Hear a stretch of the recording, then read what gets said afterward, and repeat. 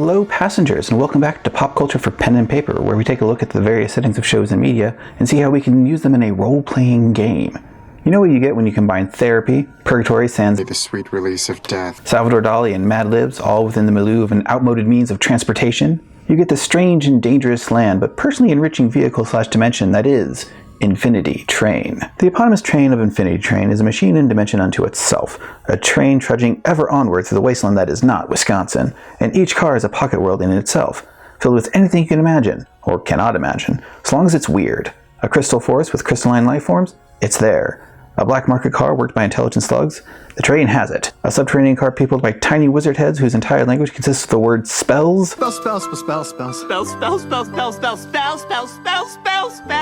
That's there too, although in that last one, inflection must be everything. The denizens of the train are just as varied as the cars themselves. The closest thing to normal is the straight-up Italy car, but even there everyone has flowers for heads.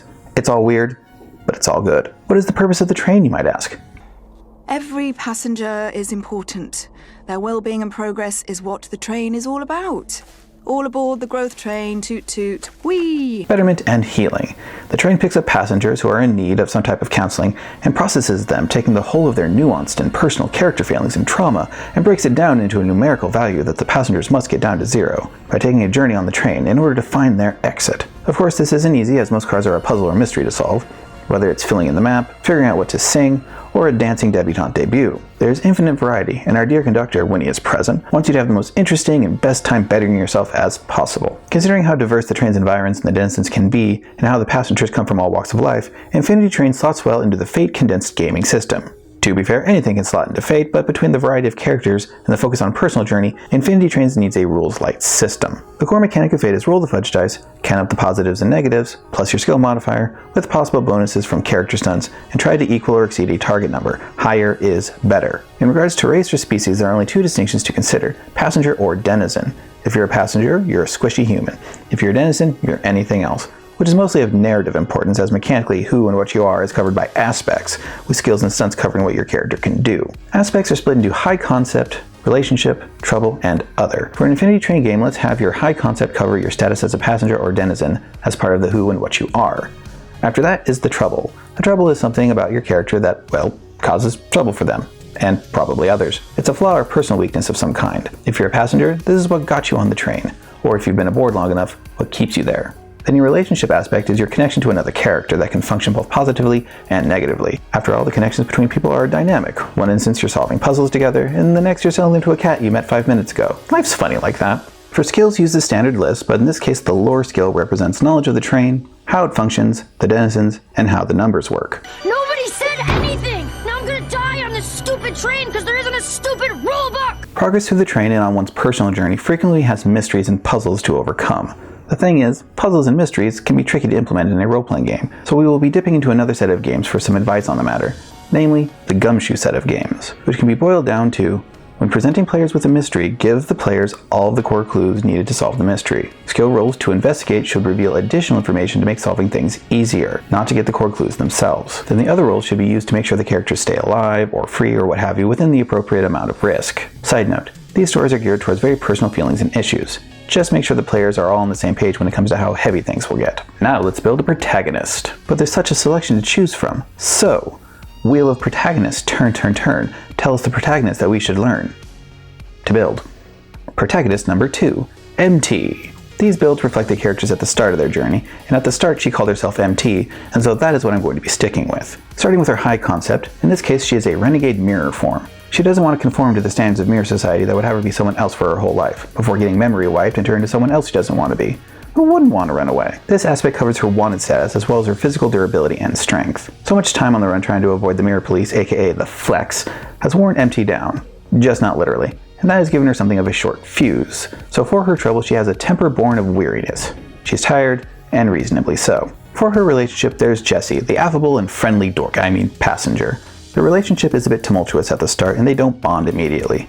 But they have a friend in common. Therefore, her relationship with him is Jesse, Alan Dracula's other friend. The dear likes him, so she'll put up with him. For now. From there, MT's other aspects are trained survivalist. She's learned her way around dodging the Flex, leaving only a trail of blackened mirrors behind her. What MT wants most of all is to have her own life, not having to run and not having to be someone else. or dead. Her last aspect is freedom before anything else. She will do what she needs to leave the train, but this also applies to others. She cannot abide other people being bound either, and this is how we know she is a good person. If the names of these seem oddly specific, that's because the fate system has the player name the aspects, which means I named them. Me! And if you don't like that, well, that's fine, you do what you want.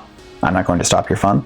Skill ratings go from great down to mediocre, so MT's one great skill is athletics. She knows how to run, endure, and use the environment to her advantage. Her two good skills are physique and will. She is as stubborn or strong mentally as she is physically. Being on the run is not for the weak of spirit, and she knows how to use her mirror durability to good effect. After that, her fair skills are lore, notice, and stealth. She knows to be alert, has a good idea of what's going on with the train, if not its inner workings, and she knows it's healthy to be unnoticed. Her four average skills include empathy and rapport. She's not the most social person, but she can get by if she tries. Then there's fight. She has some ability, and it adds to her chances of survival. And lastly, there's investigate, which helps to solve the puzzles and make her way, with all other skills being mediocre. Lastly, there are MT stunts. Stunts are special tricks, techniques, and signature equipment that stand out for your character. Each character starts with 3, and these are hers. Spray can at the ready, as MT always has one to cover up any reflective surfaces she comes across. Then there's ready to break anything. This gives her a +2 on skill rolls used to break something. If she can't spray it or go around it, she'll break it. Lastly, I gave her danger sense. This gives her a +2 on skill rolls to act first in an encounter. Being on the run for so long has given her a keen sense of alertness. As much as this is a boon, it could also be a sign of how much this has worn on her. But that is the nature of character and the system. As for the kinds of stories you can tell, a few things to keep in mind. Firstly, so long as it's weird or surreal, there's probably a car for it. The train is infinite, which means there's room for whatever you can come up with. Secondly, while each car is a world with its own rules, there is passage between them, which means there is a culture to the larger train society. The interplay between singular cars and the larger culture is rife with potential for set pieces as well as more expansive stories. The last big thing to consider is when your stories take place. Do they take place during One-One's time as conductor, or during the time he was usurped? Both have their points of interest. When he was usurped, while the train still fulfilled its function, it wasn't well maintained, and so things were wilder, and the passengers fewer, and more in the dark about the way of things. This leaves things feeling much more uncertain, and heightens the feeling of danger. Much fun. If the stories take place while One-One is at the helm, things run smoother, more efficient. There's still danger inherent in the train and other passengers, and while not as wild before, instead you have to deal with a monolith, a well-working machine that knows your place in it, and will go about its function despite your protestations and flailing. Unless you make it. Some examples of possible stories. There's always the traditional story of a person being brought aboard and having to bring their numbers down by journeying and figuring themselves out, which is perfectly valid and fun. Another idea is a denizen exiled from their car, whether they deserved it or not, and trying to find a new place on the train. Are they in it for themselves, or do they try to find a new community? Perhaps someone you love was taken by the train and you managed to get on board before it disappeared, and now you're neither a denizen nor a passenger, trying to find your loved one, and woe be to the train monsters who stand in your way. Perhaps your journey isn't meant to end with leaving the train. Perhaps while on your journey through the cars you came across some people, be they denizens or passengers, who need your care, and when your number finally got to 0, instead of taking the exit, you stayed to be what they need, and in so doing, found yourself. The possibilities are as varied as the cars of the train itself. The question becomes, can you face yourself and press forward, or is your number up? All aboard. I saw a train go racing by on exit day, on exit day. I saw a train go racing by, it gave a boy an exit. What got left on the train that day?